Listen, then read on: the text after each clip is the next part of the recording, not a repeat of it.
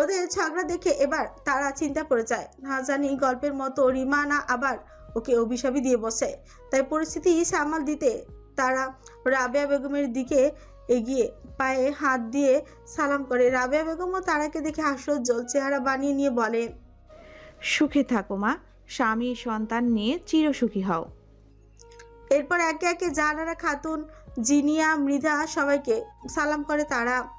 শোভা মীরকেও সালাম করতে গেলে শোভা মীর পা সরিয়ে নিতে চাইলে তারা মুচকি হেসে শোভা মীরের পা শক্ত করে ধরে তোতে ধর চেপে মিনমিনিয়ে বলল, পা সরাবেন না আন্টি শাশুড়ি, তাহলে আপনার এই বাড়ির সেই পুরনো গয়নাটা চুরি করে বেচে দেওয়ার কথাটা আমি ফাঁস করে দিব।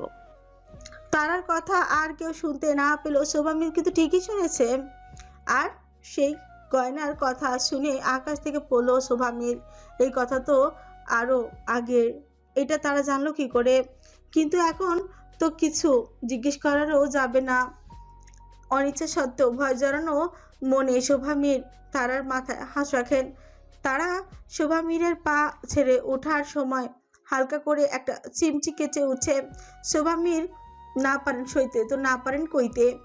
শোভা মীরের পায়ের কাছে থেকে উঠে তারা ওনাকে জড়িয়ে ধরে খানিকানি ফিসফিস করে বললেন, নিজের মেয়েকে আমার হাজব্যান্ডের থেকে দূরে রাখুন আন্টি শাশুড়ি, না হলে আপনার আর আপনার মেয়ের সব কীর্তিকলাপ আমি ফাঁস করে দিব।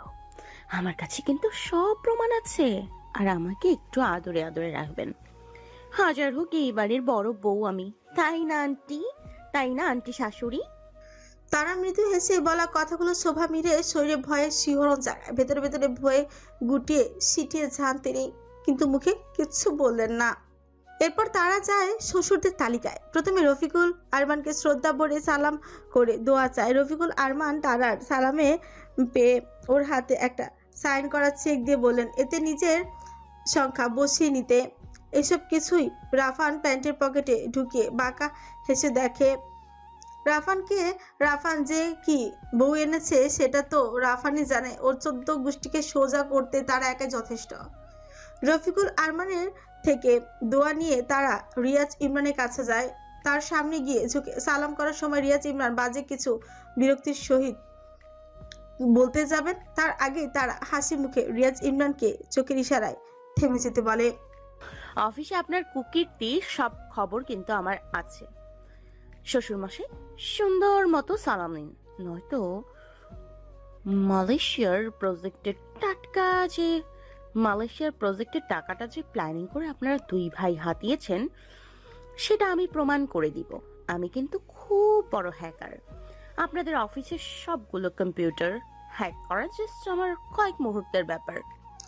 তারার কথায় দুই ভাই শুষ্ক ঠোক গিলে। রাফানের খোঁজ নেওয়ার জন্য তারা যেমনি এই বাড়িতে ঢুকে অনেক তথ্য জোগাড় করেছিল, তেমনি অফিসের সব কিছু হ্যাকও করে অনেক কিছু জেনেও ছিল। কিন্তু এসব ওনার দুজন শুনে চমকে যান।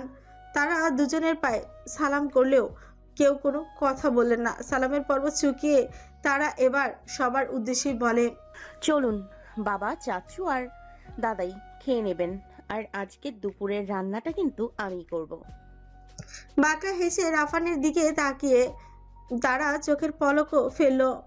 রাফানও বাঁকা হেসে তারার দিকে তাকালো। দুজনকে মুখে কিছু না বললো, যেন দুজনের মনের কথা পড়ে ফেলল।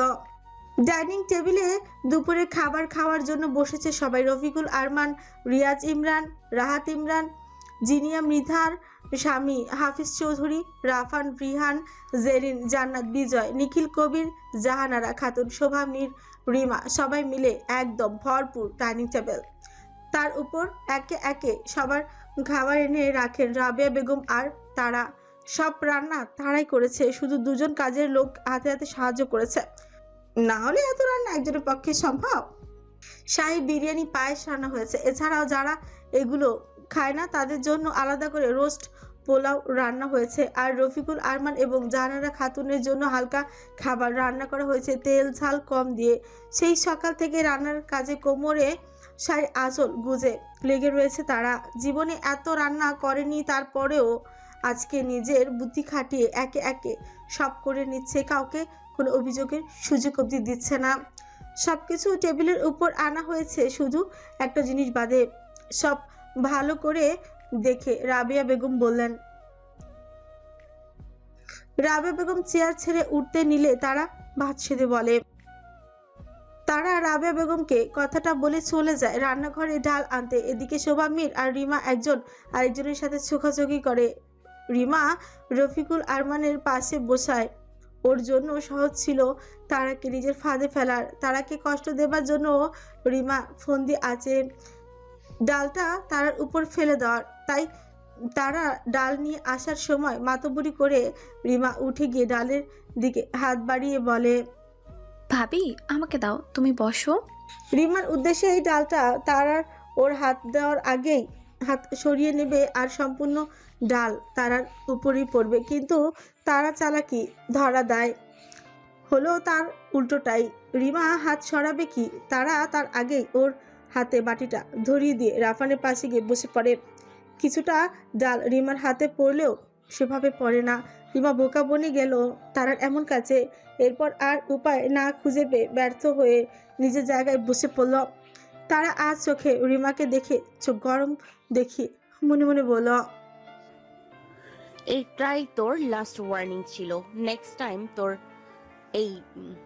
টাইম তোর নাতনিগিরি আমি চটকিয়ে ছোটাবো।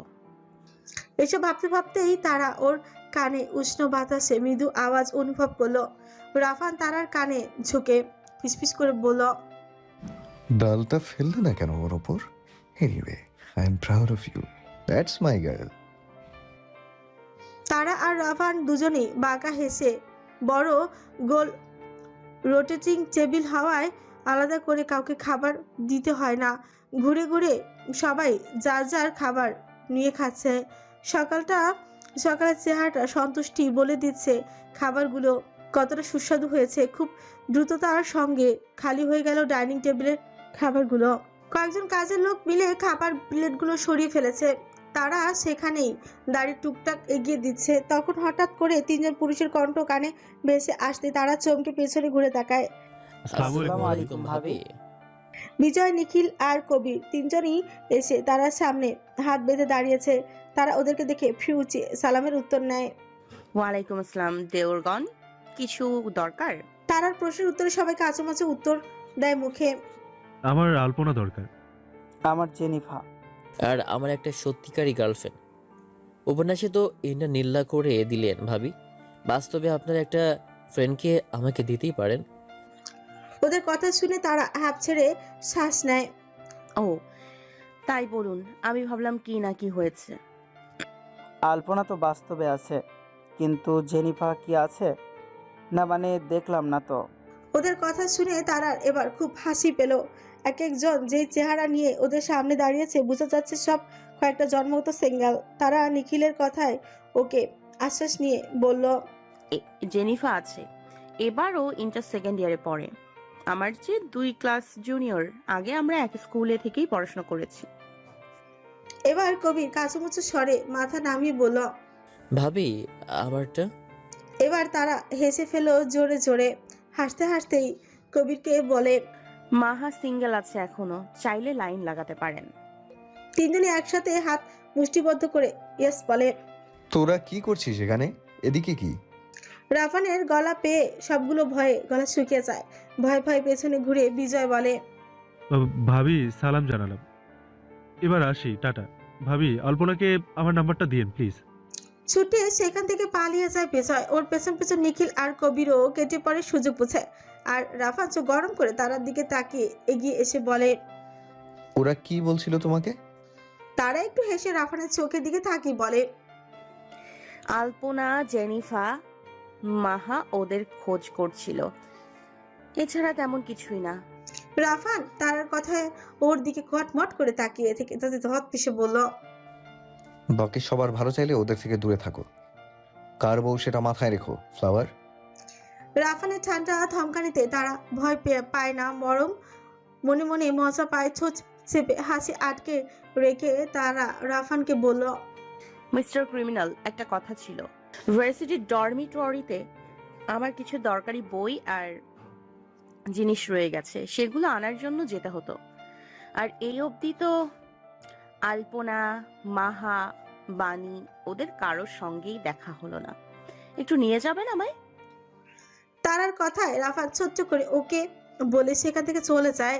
তখন তারার ফোনে ধ্রুবর কল আসে, আর তারা আর এখানে একা একা দাঁড়িয়ে না থেকে ফোন কেটে দিয়ে ঘরে চলে যায়। রুমে গিয়ে তারা কল ব্যাক করে, সাথে সাথে ফোন রিসিভ হয়। ধ্রুব তারাকে কিছু বলার সুযোগ না দিয়ে নিজে উত্তেজিত হয়ে বলতে শুরু করে। এই নয়ন, তোর বইটা কে যেন ব্যান করে দিয়েছে। কি করে হলো? তোর লেখা রক্তিম প্রেমের যতগুলো কপি ছিল সব জ্বালিয়ে দেওয়া হয়েছে। কি? ধ্রুবর কথা শুনে তারার মাথা যেন আকাশ ভেঙে পড়লো। তারার এত শখের বই, সেটা ব্যান করে দেওয়া হয়েছে। তারার হাত থেকে ফোনটা নিচেই পড়ে গেল। ধ্রুব বারবার হ্যালো বলার পরও কোনো সাড়া না পেয়ে ফোন কেটে দিল। তারা স্থির হয়ে থপ করে বসে পড়ল ফ্লোরে। তারার মাথায় কাজ করছে না ও কি করবে। এত শখের বই, রাফানকে নিয়ে সাজানোর প্রতিটা কথা, ভালোবাসা, আনন্দের মুহূর্ত, সবকিছু তার একদম অন্তর থেকে লিখেছে, সেখানে তার বইটা ব্যান করে দেওয়া হয়েছে। এটা কি করে মানবে সে? ফোনে কথা বলতে বলতে ব্যস্ত ভঙ্গিতে ঘরে ঢুকলো রাফান। তারাকে এভাবে নিথর হয়ে বসে থাকতে দেখে ফোন কেটে কপাল কুঁচকে তারার দিকে এগোয়। তারার মতো ফ্লোরে বসে তারাকে ব্যাকুল হয়ে জিজ্ঞেস করলো, কি হয়েছে ফ্লাওয়ার? এই অবস্থা কেন তোমার? কে কি বলেছে? তারা রাফানের প্রশ্নে উত্তর ওর দিকে তাকিয়ে থেকে কেঁদে উঠে বলে, মিস্টার ক্রিমিনাল, আমার গল্পটা কেউ ব্যান করে দিয়েছে। আমি কি করব এখন? যে আমার গল্পটা ব্যান্ড করে দিয়েছে তাকে ছাড়বো না, আমি একদম ছাড়বো না। আমার ইমোশন নিয়ে আমি কাউকে খেলার অনুমতি দেইনি, কাউকেই না। জেদ ধরে কথাগুলো বলে তারা, নিজের হাতের উচ্চ পিএস দিয়ে চোখ মুছে। রাফান এবার কিছুটা নিশ্চিত হয়। কুচকানো কপালের ভাঁজগুলো মিলিয়ে যায়। রাফান তারার ভেজা গালে হাত দিয়ে স্ফীত হেসে বলে, সোনামণি, কাঁদছো কেন? সত্যিটা জানতে চাও? তোমার বইটা আমি ব্যান করেছি। রাফানের চোখে আর ঠোঁটের করে রহস্যময় বাঁকা হাসি। তারা রাফানের সেই রহস্যে ঘেরা চোখের দিকে তাকিয়ে থেকে একে একে রহস্য উন্মোচন করে। আর তা করতে পেরেই রাফানের বুকে জোরে ধাক্কা দিয়ে তারা চেঁচিয়ে ওঠে, কেন করলেন এটা? জানেন আমার কত দিনের কষ্ট ছিল, আমার কত শখের বই সেটা, আমার শখের পুরুষকে নিয়ে লেখা বই আমার এত সহজে ব্যান করে দিলেন? কেন করলেন? কেন? তারাকে এরকম ভাবে অস্থির হতে দেখে রাফান আলগোছে তারাকে নিজের কোলের উপর নিয়ে দুই হাত দিয়ে দু পা দিয়ে জাবড়ে ধরে। তারার গলায় মাথা গুজে রাখে। আর তারা রাফানের হাত থেকে ছোটার জন্য দাপাদাপি করে, কিন্তু ছুটতে পারে না। রাফান তারার গলায় মুখ গুজে দিয়ে ছোট ছোট চুমু খেয়ে তারাকে শান্ত করার চেষ্টা করে। হাসকি স্বরে বলে, শান্ত হও জানো ফ্লাওয়ার। এই ফ্লাওয়ার, শান্ত হও না। দেখো, আমার জীবনে স্যাড এন্ডিং এর জায়গা নেই। তোমার এই এন্ডিং আমি মানি না। আমি চাই না আমার জীবনটা তোমার উপন্যাসের মতোই রক্তিম পরিণতি হোক। আমি তা হতে দেব না ফ্লাওয়ার। তাই তোমার ওই বইয়ের অস্তিত্ব আমি রাখিনি। রাফানের কথাগুলোতেও শান্ত হয় না তারা। বুকের ভেতর ছিঁড়ে যাচ্ছে তার। হাহাকার করে তারা রাফানের কে বলে, মিস্টার ক্রিমিনাল, আমার শখের বইটা কেন করলেন? কেন কেন কেন? রাফা তার কান্নার ভেজা ওর গাল কারের লতিতে, গলায় ও ঘাড়ে চুমুকে আজকি স্বরে আস্তে আস্তে বলতে থাকে। প্রতিটি চুমুতে প্রতিটি শব্দ উচ্চারণ করতে থাকে, চুপ ফ্লাওয়ার, চুপ চুপ। তুমি আবার লিখবে ফ্লাওয়ার, রক্তিম প্রেম আবার লিখবে, কিন্তু তাতে স্যাড এন্ডিং হবে না। সেই এন্ডিং আমি লিখব। তোমার উপন্যাসের ইতি এবার আমি টানবো ফ্লাওয়ার। সেই ইতিতে রক্ত থাকবে না, সেই ইতিতে আমাদের সন্তান হারাতে হবে না। আমরা সবাই ভালো থাকবো। তুমি আবার লিখবে, কিন্তু এই বইয়ের অস্তিত্ব আমি থাকতে দেব না। আমার উপন্যাসের অন্ধকারের একমাত্র রঙিন রং তুমি। আমি সেটা রক্তে ভিজতে দেব না। দরকার পড়লে পুরো পৃথিবী রক্তে ভিজে যাবে, তবুও তুমি শুষ্ক থাকবে। তারা আর কথা বলে না, শান্ত হয়ে যায় একদম। নড়ে না, চড়ে না, ধপ মেরে বসে আছে শুধু। রাফান তারাকে শান্ত হতে দেখে মুচকি হাসে। তারাকে কোলে নিয়ে খাটে শুইয়ে দিয়ে মাথায় হাত বুলিয়ে দেয়। তারা চোখ বন্ধ করে ওর না বলা, ওনা কথা বলতে ইচ্ছে করছে না, আর না রাফানের আদর ছাড়তে ইচ্ছে করছে। দুই দিকেই বাধা পড়ে গেছে তারা। তারার কপালে আলতো করে চুমু দিয়ে রাফান ঘর থেকে কিছু একটা নিয়ে বের হয়ে যায়। তারা জিজ্ঞেস করেও না রাফান কোথায় যাচ্ছে। সময়টা এখন সন্ধ্যা প্রায়, বাইরে আলো কমে এসেছে, সূর্য ডুবি ডুবি করছে। এই সন্ধ্যায় মাগরিবের আজান শেষ হতে একটা বাঁশির সুর, মিষ্টি সুর ভেসে এলো তারার কানে। সেই কি মধুর সুর, সেই সুরে যেন হৃদয় নিংড়ে সব বেদনা পালিয়ে যায়। সেই সুর দুলে উঠে মন, সেই সুরে ইচ্ছে করে হাত ছড়িয়ে প্রকৃতিটাকে অনুভব করতে। তারার মনে হয় বাঁশির সুর তারাকে প্রকৃতির অপার সৌন্দর্যের এক উষ্ণ অনুভূতি দিচ্ছে। চোখ বন্ধ করে শ্বাস নিল, মনে হচ্ছে একদম পাহাড়ে নেওয়া পরিষ্কার হাওয়া নাকে ঢুকছে, কানে যেন মিষ্টি মধুর সুর ভাসছে। এই শান্তির অনুভূতিটুকুর সঙ্গে সময় কাটাতে কাটাতে তারা ঘুমিয়ে পড়ে। যদিও এটা ঘুম পাড়ানোর সুর ছিল না, কিন্তু তবুও মন থেকে হালকা হওয়ার কারণে তারা ঘুমিয়ে যায়। কিছুক্ষণ পর রাফান সেই কাঠের বাঁশিটা হাতে নিয়ে ঘরে ঢুকে তারাকে ঘুমিয়ে থাকতে দেখে তারার সামনে গিয়ে মাথার কাছে ফ্লোরেই গেড়ে বসে রাফান। সেই বাঁশিটা দিয়ে তারার গালে আলতো করে ছুঁয়ে দিয়ে নেশা ভরা দৃষ্টিতে তাকিয়ে বলে, অভিমান করো না ফ্লাওয়ার, আমি যে আমাদের রক্তিম প্রেম সইতে পারবো না। দরকার পড়লে এবার আমরা বাদে বাকি সবাইকে রক্তিম করে দেব, তবু আমাদের গল্পের মিল হবে, হবেই ইনশাল্লাহ। তারাকে ঘুমন্ত অবস্থায় রেখে কপালে চুমু এঁকে দিয়ে রাফান বাঁশি হাতে বেরিয়ে যায় ঘর থেকে। এরপর নিজের প্রিয় জিপ গাড়িটার গ্যারেজ থেকে নিয়ে বের হয়ে যায় বাড়ির সীমানা পেরিয়ে। অনেকক্ষণ গাড়ি চালানোর পর জিপ গাড়িটা মোটামুটি স্পিডে চালিয়ে একটা জঙ্গলের রাস্তা ধরে রাফান। জঙ্গলের অনেকটা গভীরে চলে যায় গাড়ি নিয়ে। চারিদিকে অন্ধকার, শুনশান অনুভূতির ছিচি পোকার ডাক, পেঁচার ডাক ছাড়া আর কোনো ডাক তেমন শোনা যাচ্ছে না। আকাশের চাঁদটাও আজ আত খাওয়া, তাই তেমন আলো নেই জঙ্গলে। রাফান জিপ গাড়িটা নিয়ে জঙ্গলের মধ্য প্রান্তে এসে থেমে যায়। বড় বড় গাছপালার মাঝে গাড়িটা থেকে নামে। রাতের আধারে জঙ্গলের সৌন্দর্য ফুতুরে লাগছে না আজ, মনে হচ্ছে রাতের এটাই সৌন্দর্য। সেই সৌন্দর্যের বুক ভরা শ্বাস নিয়ে রাফান ধীরে ধীরে হাতের বাঁশিটা উপরে তুলে নিজের ঠোঁটের কাছে নেয়। চোখ দুটো আলগোছে বন্ধ করে নিয়ে কিছুটা জোরে শ্বাস নিয়ে ধীরে ধীরে সেই শ্বাস বাঁশির ভিতর প্রবাহিত করে। অমায়িক মুগ্ধকর সুর তৈরি করে সেই বাঁশিখানায়। কাঠের বাঁশিতে সেই সুর বাজতে বাজতে রাফান ধীর পায় সেখানে থাকা বট গাছটার কাছে চলে যায়। তার নিচে গিয়ে ছায়াতলে বসে পড়ে। বাঁশির সুর এখনো চলছে, ধীর গতিতে সেই সুরের প্রবাহমানতা বৃদ্ধি হতে থাকে, সুরের ধারা পরিবর্তন হতে থাকে। মনে হয় সেই সুরের মুগ্ধতা, কষ্ট, একাকিত্ব, আনন্দ, যন্ত্রণা, ব্যাকুলতা, রাগ, অভিমান সব একসাথে প্রকাশ পাওয়ার যুদ্ধেই নেমেছে। আর তার সাথে সাথে প্রকৃতির অপার সৌন্দর্যের হানা দিয়ে আসতে থাকে এই বাঁশির সুর অনুসরণ করে। জোনাকিরা জমতে শুরু করে রাফানের আশেপাশে। অন্ধকার জঙ্গলের এই অংশটুকু হয়ে ওঠে চমকপ্রদ সৌন্দর্যের অধিকারী। শুধু জোনাকি নয়, ময়ূর, ময়ূরী, হরিণ, বানর, খরগোশ এরাও দল বেঁধে আসে এখানে। বাঁশির সুরের সঙ্গে সঙ্গে জোনাকির আলোয় পেখম মেলে, ময়ূররাজ হরিণেরাও আনন্দে লাফিয়ে বেড়ায় এই দিক ওই দিক। বানরগুলো নিঃশব্দে গাছের এ ডাল ও ডাল করে বেড়ায়। খরগোশেরা খেলছে, সকলে মিলে এদের কেউ কেউ এসে রাফানের পায়ের কাছেও বসে থাকে। চারিদিকে এমন একটা মোহমায়া তৈরি হয় যে কেউ এই পরিবেশে সারা জীবন কাটিয়ে দিতে পারে। রাফানের অবিরাম বাঁশি বাজিয়ে চলার মাঝে হঠাৎ একটা মিলি কণ্ঠ ভেসে এলো। তাহলে আপনিই ছিলেন সেই বাঁশিওয়ালা? রাফান বাঁশি বাজানো বন্ধ করে দিয়ে মাথাটা ডানে ঘোরায়, দেখে জোনাকির আলোয় আলোকিত হওয়া রূপবতী নারীর পানে। এই রূপ যেন এখন এই জোনাকির সোনালি আলোয় আরো ঝলসে দিল রাফানকে। রাফান বাঁশিটা নিয়ে উঠে গেল, ধীর পায়ে এগিয়ে এলো তারার দিকে। কয়েক ঘন্টা আগে তারার কপালে আলতো করে চুমু খেয়ে রাফান বাঁশি হাতে বেরিয়ে গেল ঘর থেকে। সাথে সাথে ধপ করে বিছানা ছেড়ে উঠে গেল তারা। কপাল কুঁচকে মনে মনে ভাবল, তাহলে সেই বাঁশিওয়ালা আর উনি দুজনে একই ব্যক্তি। আমাকে শিওর হতে হবে, কিন্তু এখন ওনার পিছু নিলে উনি বুঝে যাবেন, আর বাড়ির গাড়ি তো ভুলেও নেওয়া যাবে না। তাহলে কি করা যায়? কিছুক্ষণ ভাবলো তারা, তারপর ঠিক করলো গাড়ি ভাড়া করবে।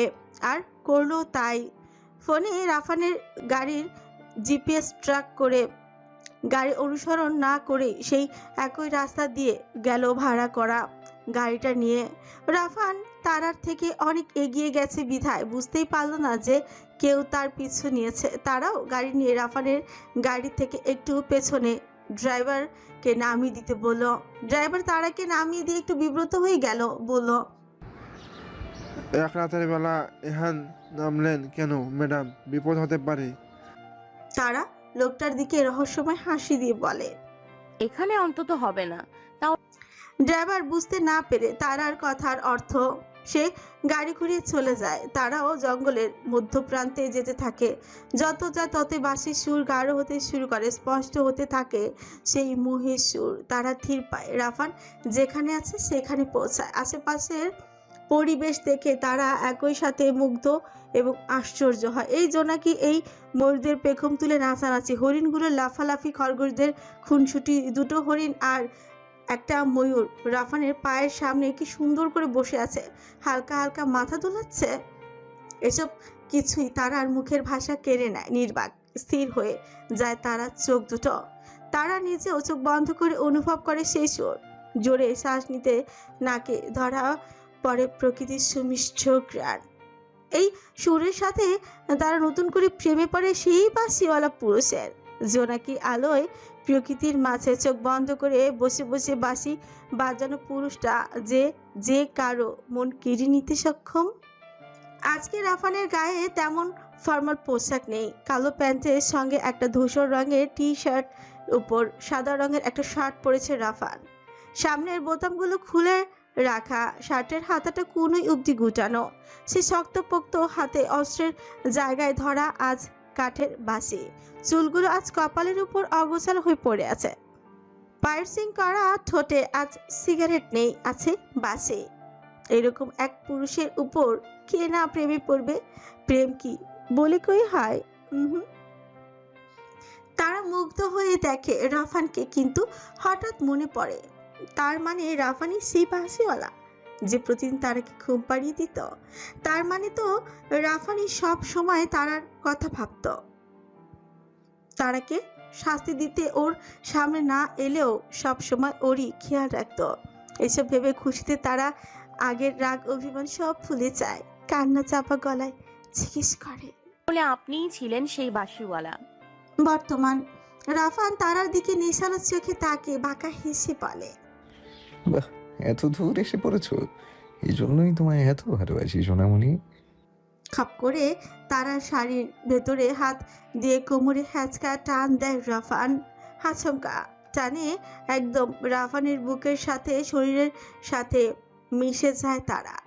তারার সাথে থাকা পার্স আর রাফানের হাতের বাঁশি দুটোই পড়ে যায় মাটিতে। দুজনের দেহ দুজনের স্পর্শে আসে। রাফান নেশা ভরা চোখে তাকায় তার মায়াবী চোখের দিকে, যা এখন জোনাকির আলোতে জল জল করছে। সেই চোখের দিকে তাকে রাফান নেশালো কণ্ঠে বলে, নেশা হয়ে গেছে ফ্লাওয়ার, আজ আমার আবার নেশা হয়ে গেছে। কথাটা বলে রাফান তারার অধরে অধর মিলিয়ে দেয় নিজের ভালোবাসা। তারা শুষে নেয় সেই ছোটের মিষ্টি স্বাদ। তারা না পারতে রাফানের শার্টের কলার খামচে ধরে। রাফান নিজের দু হাতে তারার কোমর জড়িয়ে তারাকে উঁচুতে উঠিয়ে ফেলে, চুমু খেতে খেতে পিছাতে থাকে দুজন। হঠাৎ একটা গাছের সঙ্গে ধাক্কা লাগে দুজনে। রাফান থেমে যায়। সেই গাছে তারাকে ঠেকিয়ে নিজের ভালোবাসায় ভরিয়ে দিতে থাকে তারাকে। জোনাকিরাও যেন লজ্জা পেয়ে যায় এদের কাণ্ডে। অন্যান্য প্রাণীরাও আস্তে আস্তে চলে যায় এখান থেকে। সব প্রাণীরা চলে গেলে থেকে যায় শুধু লজ্জা মাখা জোনাকির দলেরা। তারা এখানে আলো দেওয়ার জন্য থেকে যায়। রাফান তারা ছোট মিলিয়ে রেখে নিজের গায়ের শার্টটা খুলে নিচে ফেলে দেয়। তারা শাড়ির আঁচল কাঁদতে উঠিয়ে ধীরে ধীরে ঠোঁট থেকে নিচে নামে সব জায়গায় এঁকে দেয় নিজের ঠোঁটের স্পর্শের চিহ্ন। তারা লজ্জায় মাথা ঘুরিয়ে ফেলে। রাফান তারার গলায়, ঘাড়ে, বুকে, পেটে সব জায়গায় ভালোবাসার চিহ্ন এঁকে দেয়। ফুলের পাপড়ির মতো কাঁপে তারার ঠোঁট। তারাকে নিজের মন মতো ভালোবাসা দিয়ে রাফান সবশেষে তারা পা তুলে নিজের বুকের বাম পাশে ধরে। এতে তারা কিছুটা অবাক হয়ে যায়। রাফান তারার পা নিজের বুকের বাঁ পাশে ধরে সাইডটা একটু উঁচু করে কিছুটা উন্মুক্ত করে তারার পা তাতে পরপর ঠোঁট ছোট ছোট চুমু খেয়ে নিশালো কঞ্চে বলে, অসুস্থতার বাহানায় আজ বেঁচে গেলে, নয়তো তোমার নিস্তার ছিল না মেয়ে। কথাটা বলে রাফান তারাকে ছেড়ে দেয়। মাটিতে পড়ে থাকা বাসি আর তারার পার্সটা ব্যাগে তুলে নিয়ে তারাকেও কোলে তুলে জিপ গাড়িটার কাছে চলে যায়। তারাকে আস্তে করে বসিয়ে দেয়, নিজেও গাড়িতে বসে রওনা দেয় বাড়ির উদ্দেশ্যে। 2 দিন পর ট্রিং ট্রিং ট্রিং ট্রিং ঘড়িতে সকাল 6:30টার অ্যালার্ম বেজে উঠল। রৌদ্র উজ্জ্বল একটা দিনের শুরু হলো। বেডশিটে মুড়িয়ে থাকা রাফান আর তারার শান্তির ঘুমে ব্যাঘাত ঘটলো এই উঁচু নাকওয়ালা বেড সাইড টেবিলের ঘড়িটা। তারার ঘুম ভাঙলো আগে, কারণ রাতে তারা ঘুমিয়ে গেছে। আর রাফান দেরি করে কাজ শেষ করে ঘুমাতে আসায় সে এখনো গভীর ঘুমে আচ্ছন্ন। ঘুম ভাঙতেই তারা নিজেকে রাফানের বক্ষপিঞ্জরে এবং 2 বাহুর মধ্যেই আবিষ্কার করলো। ঘুম ঘুম চোখে নিজেকে এভাবে রাফানের একদম নিকটে পেয়ে প্রশস্ত হাসলো তারা। দিনের শুরুটা যদি এরকম শখের মানুষটার নৈকট্য আর ভালোবাসা শুরু হয়, তবে সেই দিন আসলেই সকলের জন্য সেরা। তারা রাফানের ঘুমন্ত চেহারার দিকে অপলক তাকিয়ে আছে। রাফানের বন্ধ চোখের বড় বড় পাপড়ি, গাঢ় কালো রঙের ভ্রু, তীক্ষ্ণ চোয়াল, খাড়া সুদর্শন একটা নাক, সব কিছুই যেন সৃষ্টিকর্তা অনেক ভেবে চিনতে বানিয়েছে, যেন কোনো দিক থেকে কোনো কিছু খামতি না থাকে। কোনো ঘন কালো সিল্কে চুলগুলো কপাল ঢেকে দিয়েছে রাফানের। তারার কাছে মনে হচ্ছে রাফানকে 20 বছর বয়সী কোনো ছেলে, অথচ এই লোকটা ঘুম ভেঙে যখন নিজের চুলগুলো জেল দিয়ে সেট করবে, ফর্মাল পোশাক পরবে, যখন তার প্রতিটি পদে পদে অ্যাটিটিউড প্রকাশ পাবে, তখন মনে হবে বিশ্বের সবচেয়ে পাওয়ারফুল একজন পুরুষ। তারা রাফানের ঠোঁটের পাইরেন্সিং অর্থাৎ চিকন নলচা নিজের হাতে দিয়ে ছুঁয়ে কপাল কুচকালো। তারপর একটু রাগান্বিত সুরে আস্তে আস্তে বলল, এই জিনিসটা নিশ্চয়ই কয়েক বছর আগেই লাগিয়েছে। এটা আগে ছিল না। কি দরকার ছিল শুধু শুধু নিজেকে কষ্ট দিয়ে এসব ফালতু জিনিস লাগানোর? রাফান ঘুমের ঘোরে নিজের ছোটের কাছ থেকে তারার হাত ধরে তাতে আলতো চুমু খেয়ে চোখ বন্ধ করে ঘুম জড়ানো নিশাল কঞ্চে বলল, তো কি হয়েছে জানো? দেখো তোমার হাজবেন্ড কত হ্যান্ডসাম যে তুমিও বারবার প্রেমে পড়ে যাও। রাফানের কথা তারাকে লজ্জায় ফেলে দেয়। রাফান ধীরে ধীরে নিজের চোখ খুলে তার লজ্জা মাখা চেহারার দিকে তাকে শব্দ করে হেসে দেয়। তারার কোমর ধরে ওকে আরো কাছে টেনে নাকের সাথে আলতো করে নাক ঘষে। দুজনের উষ্ণ কোমল শ্বাস দুজনের উপর আছড়ে পড়ে। রাফান তারাকে আরো কাছে নিয়ে তারার কানের কাছে মুখ নিয়ে ফিসফিস করে বলে, আজ তো লাস্ট, রাইট? রাফানের প্রশ্নে তারা চোখ বন্ধ করে ফেলল।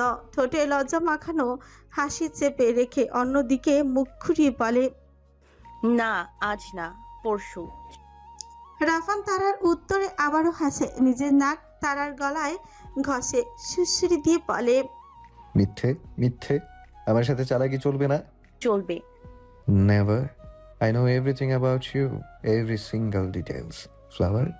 তাই আমার সঙ্গে কোনো চালাকি করলে তার ফল ভালো হবে না।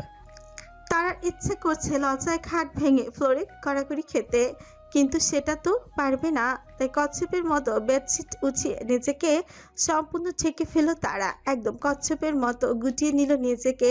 কিন্তু হঠাৎ তারার মনে হলো ও শূন্য ভাসছে। আচমকা এরকম হওয়ায় তারা শুরুতে বুঝতে পারল না। বেডশিটের মধ্য থেকে দাপাদাপি করে বের হয়ে উপরের দিকে তাকিয়ে দেখলো রাফান তারাকে কোলে নিয়ে বিছানা থেকে নেমেছে। রাফানের ঠোঁটে লেগে আছে চির চির বাঁকা হাসি, তার সাথে একটু একটু দুষ্টুমি। তারা রাফানকে ওয়াশরুমের দিকে নিয়ে যেতে দেখে জিজ্ঞেস করে, বেডশিট সহ ওয়াশরুমে কেন নিচ্ছেন? রাফান স্থির চেহারায় তারাকে উত্তর দিল, ফ্রেশ হতে। রাফানের কথা শুনে তারা চেঁচিয়ে উঠল, ওমা, আমি কেন? আপনি সকালের পার্সোনাল কাজ করবেন আর আমি দেখবো নাকি? তারার এই কথায় রাফান তারার দিকে কপাল কুঁচকে তাকিয়ে বলে, লাইক সিরিয়াসলি ফ্লাওয়ার, আমার ওয়াশরুম কেউ জাজ করছো তুমি? আর একটা বাজে কথা বললে আমি তোমাকে ফেলে দিব হাত থেকে। রাফান তারকে ওয়াশরুমের সামনে দাঁড় করিয়ে গায়ে থেকে বেডশিটটা টেনে খুলে ফেলল। এরপর কান ধরে ওয়াশরুমে নিয়ে গিয়ে বড় আয়নার সামনে দাঁড় করিয়ে বলল। দাঁত ব্রাশ করব। রাফান দুজনের জন্য দুটো ব্রাশ নিয়ে তাতে পেস্ট লাগালো। এরপর একটা তারার হাতে দিয়ে অন্ধুচা নিজের হাতে নিয়ে দাঁত ব্রাশ করতে শুরু করলো। তারাও এবার মুচকি হেসে আয়নাতে রাফানকে দিকে তাকিয়ে নিজেও ব্রাশ করা শুরু করলো। এরই মাঝে হঠাৎ রাফান ব্রাশ করা ফেনা মুখে নিয়েই তারাকে চুমু খেলো। রাফানের এমন কাণ্ডে তারা হকচকিয়ে গিয়ে চোখ বড় বড় করে ফেললো, কিন্তু রাফান তো ছাড়বার পাত্র নয়। তারা রাফানকে ছাড়ানোর জন্য বারবার মুখে করার পরেও রাফান একদম তারার ঠোঁটকে নিজের ঠোঁটে তারা শুষিয়ে নিল। রাফান তারার মুখে সম্পূর্ণ ফেলা নিজের মুখে দিয়ে প্রায় খেয়ে নিল মনে হয়। এরপর যখন রাফান তারার ঠোঁট থেকে ঠোঁট সরল, তখন তারা নিজের মুখে হাতে উল্টো পাশে দিয়ে খসে পড়ল। ইয়া, ঘেন্না লাগে না? তারা সরল প্রশ্নে রাফানের সরল উত্তর। একদমই না, কজ ইটস টেস্টি। রাফানের কথায় তারা চোয়াল ছুলে ওর দিকে তাকালো। রাফান কিন্তু সেই দিকে না তাকিয়ে সোজা শাওয়ার দিতে চলে গেল। শাওয়ারের জন্য আলাদা জায়গা থাকায় তারা রাফানের গোসল দেখতেই পারল না। তবুও একবার দেখার জন্য উকি ঝুঁকি দিয়ে চেষ্টা করলো। যখন বুঝলো দেখা সম্ভব নয়, তখন চোখ ভেঙচে বলা, এত কিছু করেছে যখন, একসাথে গোসল করলেই বা কি হতো? এরপর তারাও আর রাফানের অপেক্ষা না করে অন্য একটা দরজা ঢুকে বাথটবে বসে গোসল সেরে নিল। দুজনেই গোসল সেরে দুটো দরজা থেকে বের হয়ে বাইরে এলো। তারার গায়ে যেমন টাওয়াল পেঁচানো, রাফানেরও কোমরে টাওয়াল জড়ানো। দুজনে একসঙ্গে বের হয়। চোখাচোখি হলো দুজনে। রাফান তারার কাছে গিয়ে কিছুটা কানের কাছে ঝুঁকে গিয়ে এমন ভাব করলো যেন কিছু বলতেছে, কিন্তু কিছু না বলে তারার হাত ধরে আয়নার সামনে দাঁড়িয়ে হেয়ার ড্রায়ার দিয়ে তারার ভেজা চুল শুকিয়ে দিল। চুল শুকাতে শুকাতে নিজের মনেদের ভেতর বলেই ফেললো হাজারো অপ্রকাশিত ভালোবাসার কথা, যা শুধু আয়নার মাধ্যমে চোখাচোখি করি সম্ভব। এবার ওদের জিমে যাওয়ার সময় দুজনে মিলে ড্রেসিং রুম থেকে জিমের জন্য রেডি হলো। তারার পরনে কালো শর্ট টপ, কালো টাইস, আর রাফারের পরনে শুধু কালো সুইট প্যান্ট। দুজনে মিলে একসঙ্গে মৃধা ম্যানশনের জিম রুমে গেল। তারার উপন্যাসের বর্ণনা অনুযায়ী এখানে জিমের সব জিনিসপত্রই রাখা আছে। তারা গিয়েই শরীর উষ্ণ করার জন্য শুরুতে ট্রেডমিলেই উঠল। রাফারও তারার পিছু নিল। অন্য কোনো ট্রেডমিলে না উঠে তারার যেটা উঠেছে সেখানটায় উঠেই তারার কোমর জড়িয়ে ধরল। এরপর উঁচু করে নিজের দিকে ঘুরিয়ে দাঁড় করিয়ে দিল। তারা বিরক্ত চোখে রাফানের দিকে তাকিয়ে বলে, মিস্টার ক্রিমিনাল, কি শুরু করলেন আজকে? জিনে ধরলো নাকি? রাফান তারার ঠোঁটে হাতে হুস করে চুপ করতে বলে নিশালো কঞ্চে বলল, shut up, focus on me, focus on my eyes. কাল সারা রাত দিন ব্যস্ত ছিলাম, তোমার ভালো করে দেখার, তোমার সাথে সময় কাটানোর সুযোগ পাইনি। আজকে অফিসে যেতে হবে, তাই এখন তোমার সবটুকু সময় আমার, আর আমার সবটুকু সময় তোমার, বুঝতে পারলে? কথাটা বলে রাফান ট্রেডমিলে চালিয়ে দিল। রাফান যেমন সামনের দিকে পা বাড়াচ্ছে, তারার পা সেই রকম পেছনের দিকে যাচ্ছে। এভাবে ট্রেডমিলে রাফান শুধু তারা ফ্লাওয়ারকেই দেখলো, শুধু দেখলোই। রাফানের এরকম নেশা ভরা চাহনি তারাও কেমন ছিটিয়ে গেল লজ্জায়। মাথা নিচু করে শুধু পা চালালো, কিন্তু তারার এমন ইগনোর রাফানের পছন্দ হলো। রাফান তারার বাহু ধরে হুট করে ওকে নিজের কোলে জড়িয়ে নিল। তারার দুই পা নিজের কোমরে জড়িয়ে তারপর তারার অধরে অধর মেলালো, অথচ রাফানের পা এখনও ট্রেডমিলেই চলমান। তারা নিজের উন্মুক্ত দেহের সাথে মিলিয়ে রাফান তারাকে চুমু খেতে থাকলো। তারাও নিজে দুই হাত দিয়ে রাফানের গলা জড়িয়ে ধরলো, নিজেকে আরো কাছে নিয়ে গেল রাফানের। দুজনে তপ্ত শ্বাসে দুজনে উষ্ণ হয়ে গেল। এরপর শব্দ করে তারা ঠোঁট ছেড়ে তারা নাকে ডগায় কামড় বসে হাসকি স্বরে বলল, তোমার ফর্সা গাল পুরো লাল হয়ে গেছে flower, let's change the position. রাফানের কথা শুনে তারা আকাশ থেকে পড়ল। কি? রাফান তারাকে কোনো উত্তর না দিয়েই পুল আপ বারের কাছে গিয়ে তারাকে সেখানে ঝুলিয়ে দিল। রাফানের এমন কাণ্ডে তারা হকচকি গিয়ে চেঁচায়, আমি পুল আপ বারে কোনোদিন এক্সারসাইজ করিনি, নামান আমাকে, পড়ে যাব আমি।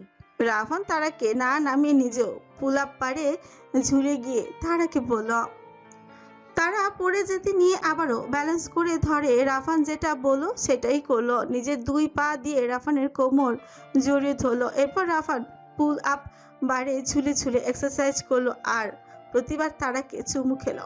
রাফানের আজকের কাজ কারবার তারার মাথার উপর দিয়ে যাচ্ছে। এত রোমান্টিক তো তারাও না। রাফান যেভাবে তারাকে নিয়ে পুল আপ করছিল তার জন্য রাফানের হাতের শিরাগুলো আর বাইসেপগুলো ফুলে উঠেছিল। তারা এগুলো দেখে ভালো এনজয় করে। তখন জিমের ভেতর রিমা প্রবেশ করতে নেয়। ও ভেবেছিল হয়তো কেউ নেই তাই এসেছিল, কিন্তু এসে যখন তারা আর রাফানকে এরকম ছুলে ছুলে রোমান্স করতে দেখলো তখন রিমা লজ্জা আর হিংসায় কি করবে ভেবেই পেল না। আর রিমাকে দেখে তারা আর রাফানকে আরও গভীরভাবে জড়িয়ে ধরে গভীরভাবে চুমু খেতে শুরু করলো। রাফান তার মতিগতি বুঝে নিজেও সেই সাথে তাল মিলে উম্মাদের মতো তারার গালে গলায় চুমু খেলো। লজ্জায় রিমা সেখান থেকে চলে গেল। রিমা চলে যাওয়ার পর রাফান তারার দিকে তাকিয়ে পড়ল। আজ যদি তোমার ভার্সিটি আর অফিসে বড় মিটিং না থাকতো, আই সোয়ার আজ বাসর করতাম এখানেই। কিন্তু কথা হচ্ছে আমাদের ঘরে একটা জিমনেশিয়াম তৈরি করতে হবে, অনলি ফর আস। তবে এখানে আজকে আর কয়দিন মাত্র। রাফানের শেষের কথা তারা না বুঝে জিজ্ঞেস করলো। মানে? রাফান পুল আপ বার থেকে তারাকে নিয়ে নেমে এলো। বলল, মানে এটা খুব ক্লিয়ার ফ্লাওয়ার, আমরা এই বাড়ির মেহমান, এটা আমার বাড়ি নয়, তাই আমরা চলে যাব। এবার চলো, রেডি হয়ে ব্রেকফাস্ট করতে হবে। এরপর দুজনে একসাথে বের হয়ে ড্রেসিং রুমে গিয়ে রাফান ফর্মাল পোশাক পরে আর তারাও ফর্মাল টাইপের পোশাক পরে নিল। রাফানের সব সময়কার একই পোশাক, কালো আর কালো। অন্যান্য রং খুবই কম পরা হয়। অন্যান্য রং বলতেও ওই এক সাদা আর ওয়াইন, মাঝে মাঝে নেভি ব্লু আর ধূসরও রংটাও পরে, তবে কালোর সংখ্যায় তা অতি সামান্য। রাফান কালো শার্টের উপর কালো কোটি আর তার উপর কালো কোট এবং কালো ফর্মাল প্যান্ট পরে নিল। তার আয়নায় তাকিয়ে চুলগুলো ভালো মতো জেল দিয়ে সেট করে নিল। এরপর ড্রয়ার থেকে হীরের সব ব্রোচগুলো থেকে একটা জোড়া নয়নতারা ফুলের ব্রোচ নিয়ে সেটা নিজের বুকের পকেটের কাছে পিন করলো। এরপর একটা কালো ওভারকোটের ভেতরের পকেটে কাঠের বাঁশিটা নিয়ে কোটটা শুধু 2 কাঁধের উপর ফেলে সম্পূর্ণ তৈরি হয়ে গেল। তারা ওইদিকে কালো টপসের নিচে কালো ফর্মাল প্যান্ট আর তার উপরে কালো লম্বা ওভারকোট পরে নিল। নিজের চুলগুলো সুন্দর মতো গুছিয়ে নিয়ে চোখে হালকা চিকন আইলাইনার দিয়ে ছোটে হালকা মেরুন লিপস্টিক দিল। সম্পূর্ণভাবে তৈরি হয়ে দুজন দুপাশ থেকে বেরিয়ে কনফিডেন্সের সঙ্গে একজন আরেকজনের দিকে তাকিয়ে ড্রেসিং রুম থেকে বের হলো। সকালের নাস্তাটা আজ আর নিচে গিয়ে খেলো না। রত্না এসে দুজনের খাবার ঘরে দিয়ে গেল। দুজনে ব্রেকফাস্ট করে জাহানারা খাতুন, রফিকুল আরমান এবং রাবেয়া বেগমের সাথে দেখা করে রওনা হলো। রাফানের আজকের গন্তব্যস্থল RMI কোম্পানি এবং তারার গন্তব্যস্থল ভার্সিটি। রাফান তারাকে প্রথমে ভার্সিটিতে ড্রপ করে দিয়ে এরপরই অফিসে যাবে, তাই ঠিক হলো। রাফান তারাকে ভার্সিটিতে রেখে নিজের অফিসে চলে গেল। ভার্সিটিতে ঢোকার পর কিছু দূর যেতে তারাকে পেছন থেকে চেনা একটা গলা ডাক দেয়। ভাবি, তুমি ভার্সিটিতে? রিহানের গলার স্বর শুনে তারা কপাল কুঁচকে পেছনে ঘুরল। দেখলো আসলে রিমা আর রিহান দাঁড়িয়ে আছে। দুজনে বাড়ির গাড়ি থেকে নেমেছে। ওদের তারার দিকে আসতে দেখে তারাও দাঁড়িয়ে যায়। রিহান আর রিমা এসে তারার সামনে দাঁড়ায়। রিমার মুখে বিরক্তি থাকলো, রিহান খুবই খুশি ছিল। এই জন্যই তো বলি, তোমাকে দেখার পর আমার কাছে চেনা চেনা কেন লাগছিল। তাহলে আমরা দেওয়ার ননদ ভাবি সব একই ভার্সিটিতে? রিহানের কথায় রিমা মুখ ভেঙচি কাটলো। তারা রিমার দিকে তাকে বাঁকা হেসে বলল, ঠিক বলেছো দেওরজি, খুব ভালো হলো। বাই দ্য ওয়ে, কোন ডিপার্টমেন্টে তোমরা? রিমা তারার কথায় চোখ ঘুরিয়ে তামাক দেখিয়ে বলল, আমি তোমার চেয়ে 1 ইয়ার সিনিয়র, ইতিহাস ডিপার্টমেন্টে আমি। রিহানও হাসি হাসি চেহারায় বলল, আমি আর তুমি সেম ইয়ার, কিন্তু আমি ইকোনমিক ডিপার্টমেন্টে।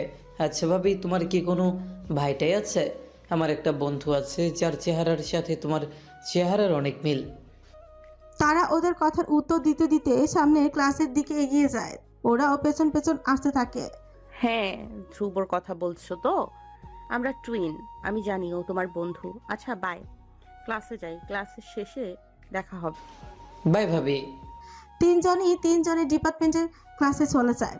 কয়েক ঘন্টা পর ক্লাস শেষ করে তিনজনই আবার একই জায়গায় এসে দেখা করে। রিহান আর রিমা একসঙ্গে যাবে। রাফান এখনো তারাকে ড্রপ করতে আসেনি বলে রিহান তারাকে বলল, ভাবি আমাদের সাথে চলে এসো, ভাইয়া তো এখনো আসেনি। দাঁড়াও, কল দিয়ে দেখি উনি আসবেন কিনা। তারা পকেট থেকে ফোন বের করে রাফানকে ফোন দেওয়ার জন্য। অন্ধকার ভেজা স্যাঁতস্যাঁতে একটা জায়গা, সেখানে কালো পানির একটা বড় পুল, তাতে মানুষ খেকো কুমির দুটো একটু আটু নড়াচড়া করছে। আলস্য জীবন কাটানো কুমির দুটোর জন্য পানিতে খাবার বলতে যা ফেলা হয় তা হলো মানুষের দেহর টুকরো। এই খেয়েই ওদের দিন পার হয়ে যায়।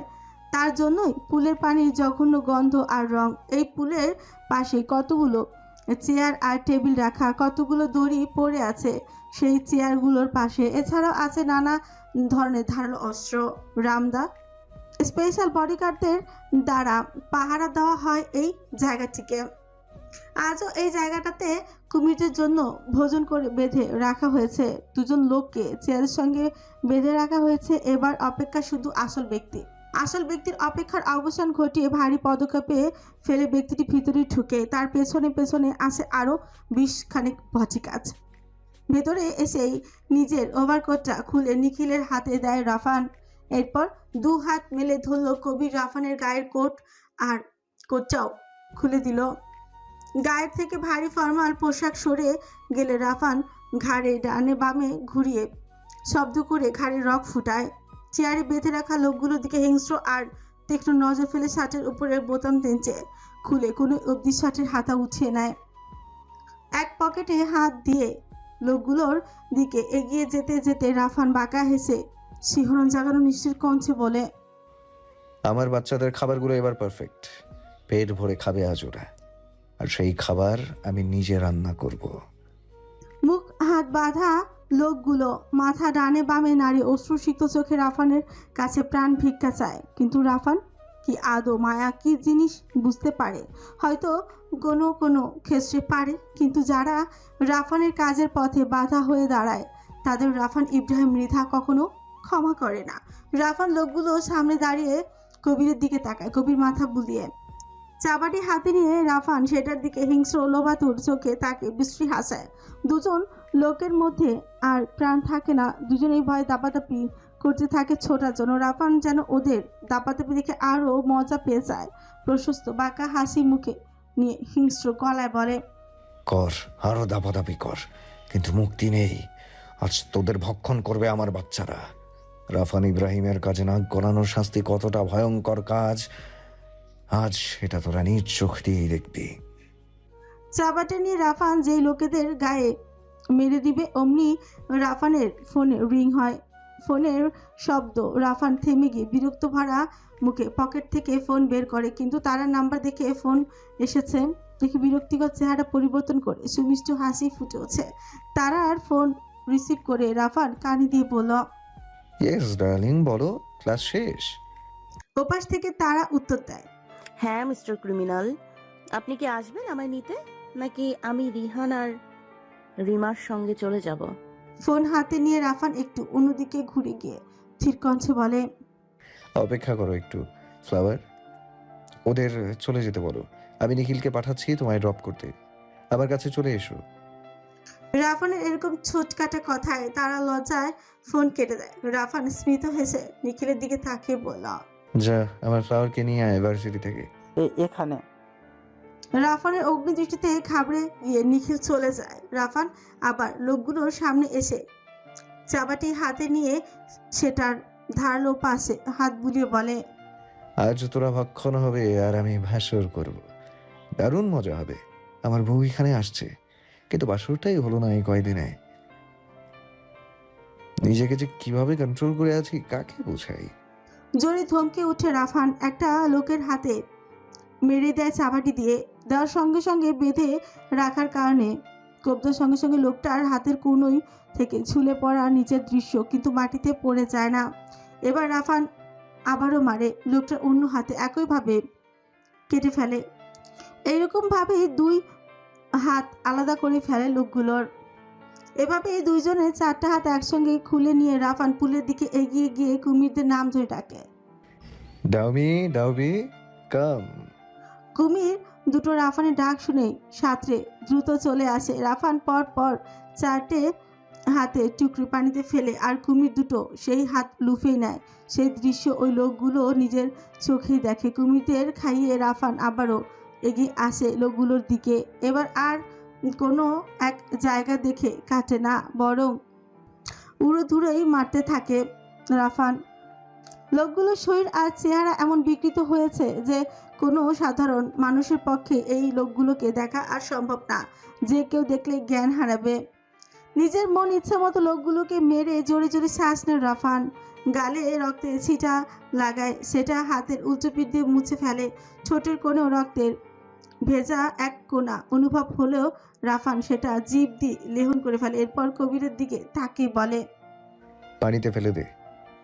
সঙ্গে সঙ্গে কবির কয়েকজন বডিগার্ড নিয়ে লোকগুলোকে মেরে একটা বস্তায় সেই পুলের কাছে নিয়ে ঢেলে দেয়। কুমিরগুলোর এক এক করে সব টুকরোগুলোকে সাফ করে ফেলে।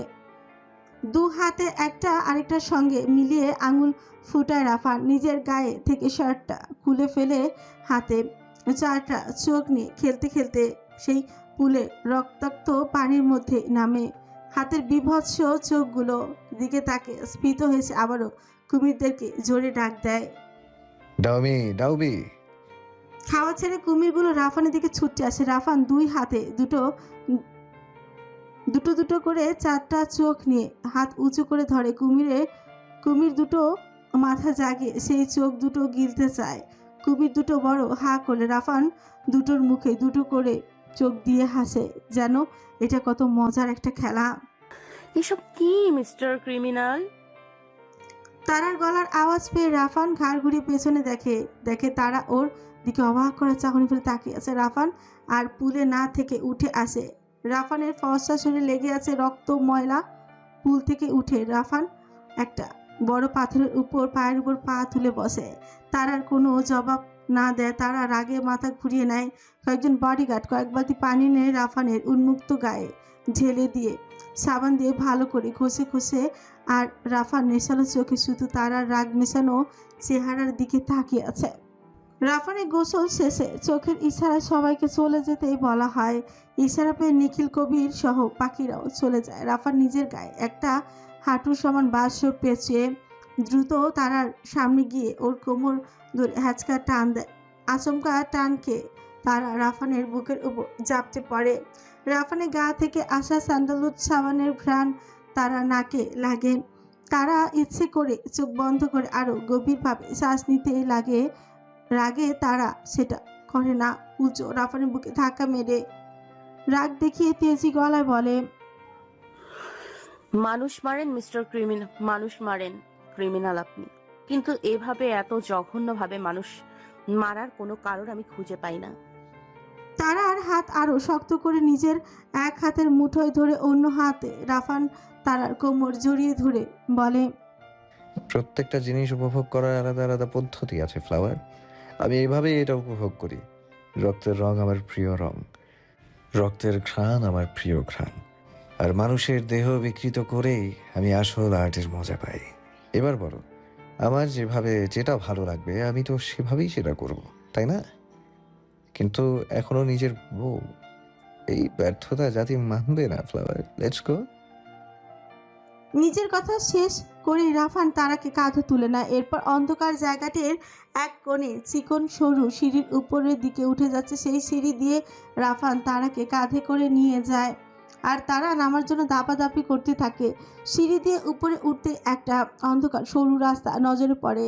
সেই রাস্তা দিয়ে কিছু দূর যেতেই একটা কালো রঙের কাঠের দরজা নিজের হাতের ফিঙ্গার দ্বারা সেই দরজা খুলে রাফান ফ্ল্যাটের ভিতর প্রবেশ করে। অন্ধকার ঘরে আলো জ্বালিয়ে রাফান তারাকে নিয়ে আরেকটা ঘরে ঢুকে বিছানার উপর ছুঁড়ে মারে। এরপর নিজেও বিছানায় উঠে তারার দুই হাত উঁচু করে মাথার উপরে ধরে নিজের গা থেকে বাথরুমের ফিতা খুলে তারার হাতটা বেঁধে দেয়। তারা রাফানের এমন কাণ্ডে হকচকিয়ে গিয়ে চেঁচিয়ে ওঠে, কি করছেন মিস্টার ক্রিমিনাল? ছাড়ুন আমায়। এভাবে বেঁধে দেওয়ার মানে কি? আমি কি পালিয়ে যাচ্ছি নাকি? Shut up. নিজের কথা শেষ করে রাফান তারার ঠোঁটে ঠোঁট মিলিয়ে দেয়। ঠোঁটে রেখে এক এক করে তারার গায়ের ওভারকোট খুলে নিচে ফেলে দেয়। নিজেদের গায়ের উপর বেডশিটটা টেনে নিয়ে নিজের গা থেকেও বাথরুম খুলে ফেলে। তারা টপের বাটনগুলো এক এক করে মুখ দিয়ে খুলতে শুরু করে রাফান। তারার পুরো শরীর কাঁপে রাফানের উন্মাদনা। নিজেকে সামলানোর জন্য বিছানার চাদর খামছে ধরে তারা, কিন্তু রাফানের উন্মাদনা কমে না। তারার টপ সম্পূর্ণ আনবাটন করে দিয়ে রাফান তার গলায় মুখ গুজে দেয়। নিজের চোঁচ আর দাহাত দিয়ে ছোট ছোট কামড় বসাতে থাকে। এরপর আবারও তারার অধর বিলিয়ে দেয় রাফান। সম্পূর্ণ ঘুরে চলে গেছে দুজন, কেউ আর কারো মধ্যে নেই এখন। রাফান তারার কানের কাছে মুখ নিয়ে হাসকি স্বরে বলে, Why don't you? রাফানের কথার উত্তর দিতেও গলা কাঁপে তারার। না না না মিস্টার ক্রিমিনাল। তারার মুখে উত্তর শুনে রাফান বাঁকা হেসে তারার গলায় জোরে কামড় বসিয়ে দেয় আর সাথে সাথে তারা চেঁচায়। রাফান এতে মজা পেয়ে বলে, That's my girl. কথাটা বলে রাফান তারাকে চুমু খেতে খেতে নিজের দিকে নামে আর তারা বাধা হাতে দিয়ে রাফানের উন্মুক্ত বুকে শক্ত করে খামচে ধরে বলে, মিস্টার ক্রিমিনাল, না না না, এটা করবেন না। আমি জাস্ট আপনাকে উত্তক্ত করার জন্য লিখেছিলাম, প্লিজ না। কিন্তু রাফান আর নিজের মধ্যে নেই। তারার কোনো কথাই রাফানের কানে যায় না।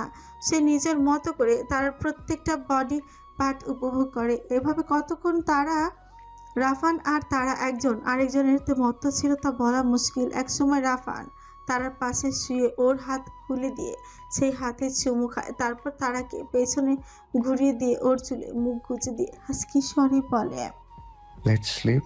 ঘুম থেকে উঠে গোসল সেরে ম্যানশনে ফিরবো। I'm too much tired. তারাও চুপচাপ কোনো কথা ছাড়ে বড় বড় নিঃশ্বাস নিয়ে রাফানের বাহুডের মধ্যে ঘুমিয়ে পড়ল।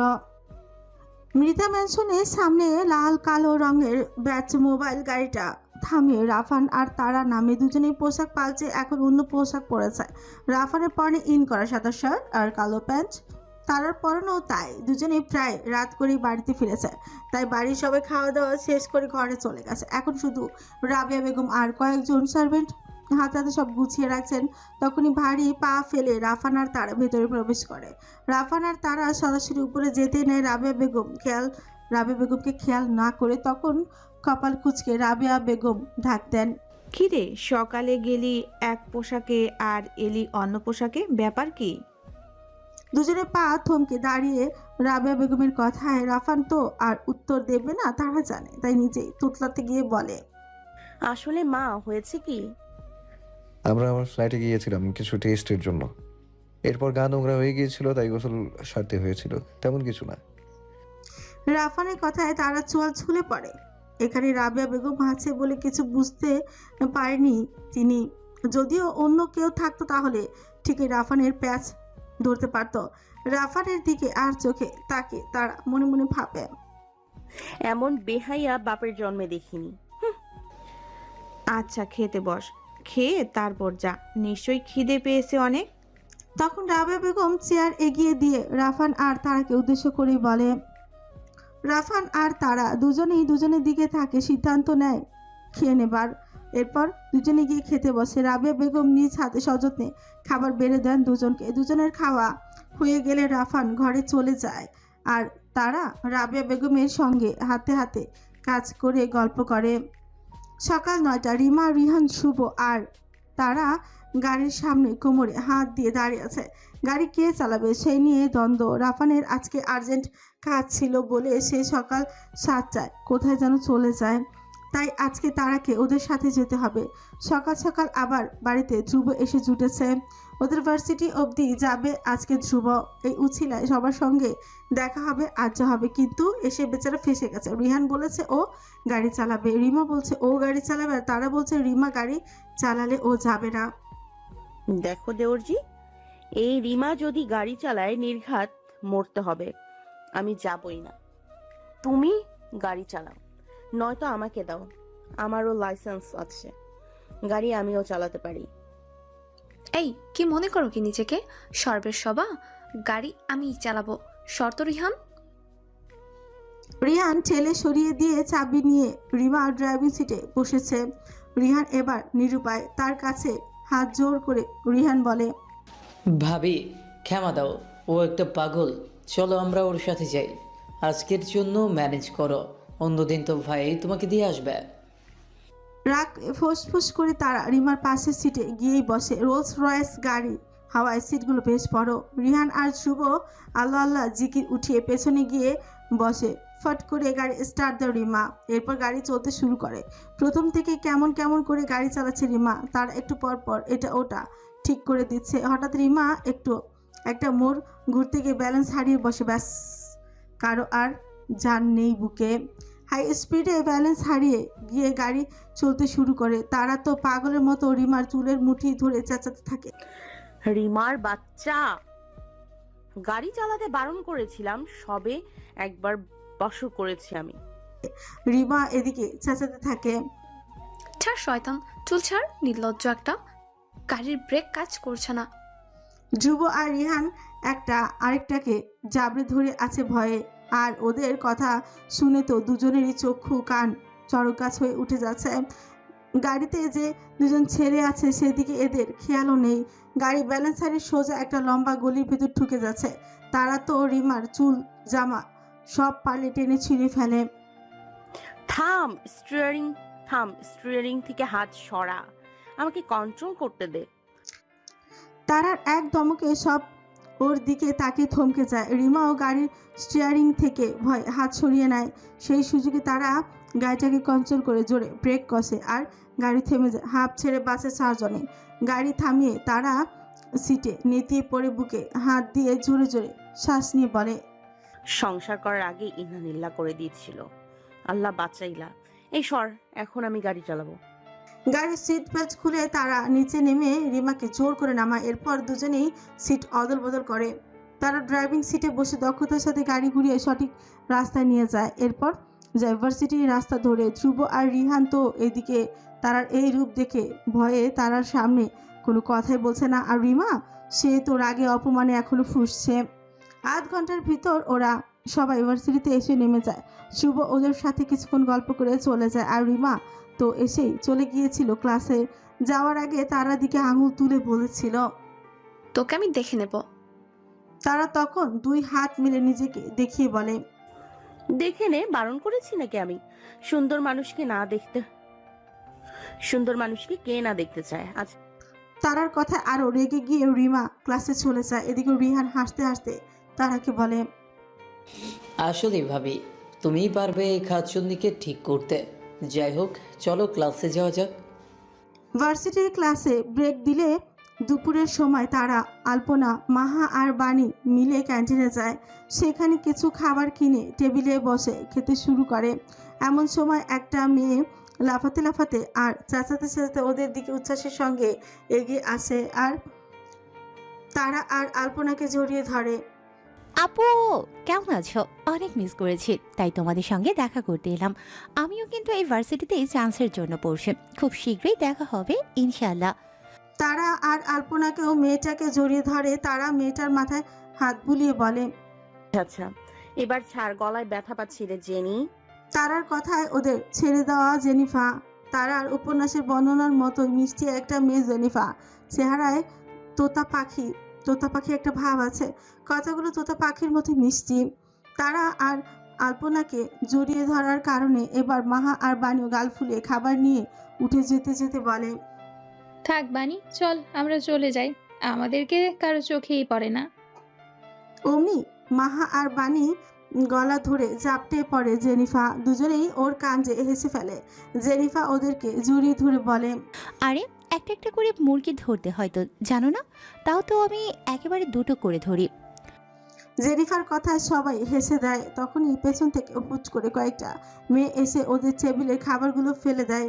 এতে কপাল কুঁচকে তাকায় সবাই। ক্যান্টিনের আশেপাশে যারা ছিল ওরা তারাদের দিকে তাকিয়ে আছে। রিমা সহ আরও বেশ কয়েকজন মেয়ে তারাদের খাবার ফেলে দিয়ে বাঁকা হাসে। তারার মাথায় রক্তই উঠে যায় খাবার নষ্ট করার জন্য। রিমা তারার দিকে তাকিয়ে ওদের মজা উড়িয়ে বলে, দেখ আমাদের জুনিয়র, চল একটু র্যাগিং করি। শোনো জুনিয়র্স, এখন আমরা তোমাদের যে কাজ দেব সেটাই করবে, নয়তো দেখেছো তো আমরা কজন একদম ওয়াশরুমে নিয়ে আটকে রাখবো ধরে, কেউ আসবে না বাঁচাতে। রিমার কথায় জেনিফার চটে গিয়ে আঙ্গুলে তুড়ি বাজিয়ে তেজ দেখিয়ে বলে, ওই কাকে কি বলছিস? আমাদের সঙ্গে র্যাগিং চলে না। নিজের ভালো চাস তো বের হ, এসব সিনিয়র জুনিয়র মানি না।